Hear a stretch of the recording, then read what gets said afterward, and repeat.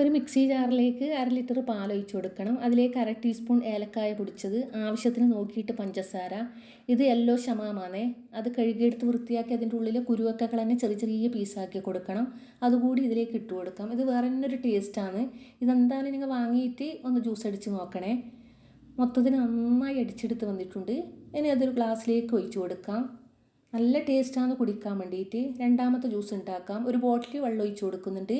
അതിലേക്ക് ഒരു ചെറുനാരങ്ങ പിഴിഞ്ഞൊഴിച്ച് കൊടുക്കുന്നുണ്ട്. കുരുവൊന്നും ഇല്ലാതെ പിഴിഞ്ഞൊഴിച്ച് കൊടുക്കാൻ നോക്കണേ.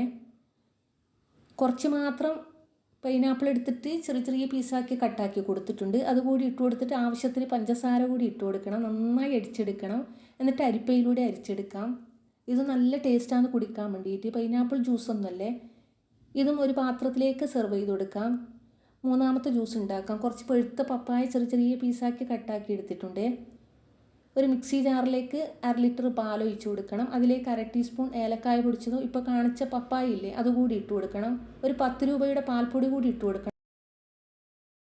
ആവശ്യത്തിന് പഞ്ചസാര കൂടി ഇട്ട് കൊടുത്തിട്ട് നന്നായി അടിച്ചെടുത്തിട്ട് വരണം. ഒരു 10 മിനിറ്റ് മുന്നേ പൊതിർത്ത് വെച്ച കുറച്ച് കസ്കസ് കൂടി ഇട്ട് കൊടുക്കണം. മൊത്തത്തിലങ്ങ് മിക്സാക്കി കൊടുക്കണം. നല്ല ടേസ്റ്റാണ് ഇത് കുടിക്കാൻ വേണ്ടിയിട്ട്. മൂന്നും കൂടി നല്ല ടേസ്റ്റാണ്. ഇഷ്ടപ്പെട്ടാൽ മാത്രം സബ്സ്ക്രൈബ് ചെയ്യണേ. ട്രൈ ചെയ്യാത്തവരാണെങ്കിൽ ഒന്ന് ട്രൈ ചെയ്ത് നോക്കണേ.